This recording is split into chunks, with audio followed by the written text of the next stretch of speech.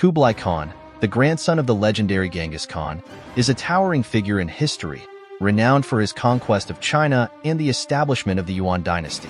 Born in 1215, Kublai entered a world already shaped by his grandfather's immense empire. Genghis Khan's vast Mongol realm was a testament to the family's military prowess and vision. Kublai's upbringing was designed to prepare him for greatness. He received extensive training in warfare and hunting, essential skills for any Mongol leader. However, his education extended beyond the battlefield. Under the guidance of his mother, Sorkatani Beki, a Karaite princess, and his father, Talyui, Kublai immersed himself in philosophy, literature, and the nuances of both Mongolian and Chinese cultures. This diverse education was crucial, given the cultural and political complexities he would face in his later years.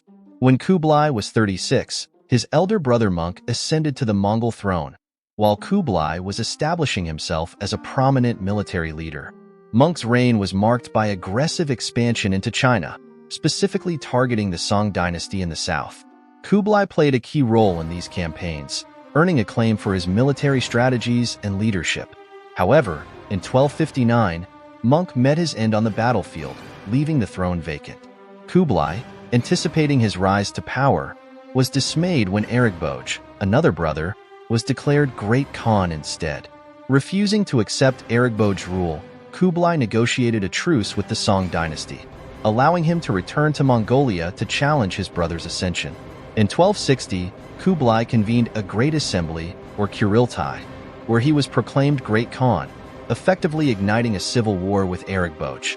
The conflict, which lasted until 1264, saw Kublai emerge victorious, solidifying his control over the Mongol Empire. With his position secured, Kublai Khan turned his attention back to China. Fascinated by Chinese culture, he sought to integrate it into his governance while reinforcing Mongol superiority. In 1271, Kublai rebranded the Mongol Empire as the Yuan dynasty and established a new capital in Beijing. Despite his admiration for Chinese traditions, Kublai maintained a hierarchical social structure. Mongols occupied the highest echelons, followed by foreign officials, and then the Chinese populace. His rule saw efforts to appeal to the Chinese people, yet his administration was marked by a clear social divide, with the Mongols and their foreign allies at the top.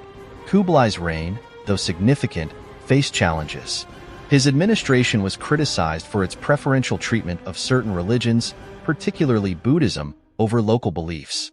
This, combined with rising poverty among the Chinese, meant his rule was not universally beloved.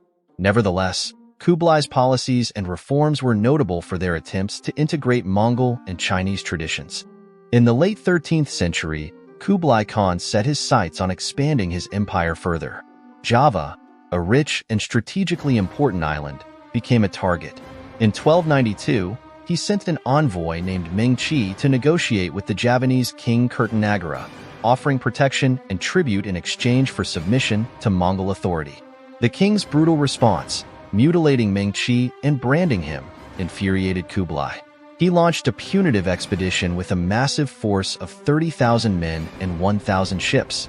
Upon arriving in Java, the Mongol forces discovered that Kertanagara had been killed by his vassal, Jayakatwang. Seizing the opportunity, Raden Wijaya, Kertanagara's son-in-law, formed an alliance with the Yuan troops to defeat Jayakatwang. However, Wijaya's true intentions soon became apparent. After the defeat of Jayakatwang, Wijaya betrayed the Mongol forces. He invited them into his territory under false pretenses, leading to a devastating ambush. The Mongol troops, caught off guard, were overwhelmed by Wijaya's forces. The ensuing battle saw significant losses for the Yuan army, and the surviving troops were forced to retreat. This unexpected defeat was a blow to Kublai Khan's ambitions and marked a significant failure in his expansionist plans. General Gaoxing, who had previously warned about the possibility of betrayal, was rewarded for his foresight, while the other officers faced severe penalties for their oversight. As Kublai Khan's health declined, his physical condition worsened. Struggling with excessive overeating and weight gain, his health deteriorated rapidly. On February 18, 1294, Kublai Khan passed away at the age of 79. His death marked the end of an era for the Yuan dynasty. Despite his achievements, The dynasty struggled to maintain its grip on power, and Java would ultimately come under the Majapahit Empire. The failure of the Java campaign, coupled with internal strife, contributed to the decline of Kublai Khan's legacy. Kublai Khan's reign was a complex blend of cultural integration, military ambition, and political challenges. His efforts to merge Mongol and Chinese traditions left a lasting impact on the region, even as his empire faced setbacks and eventual decline.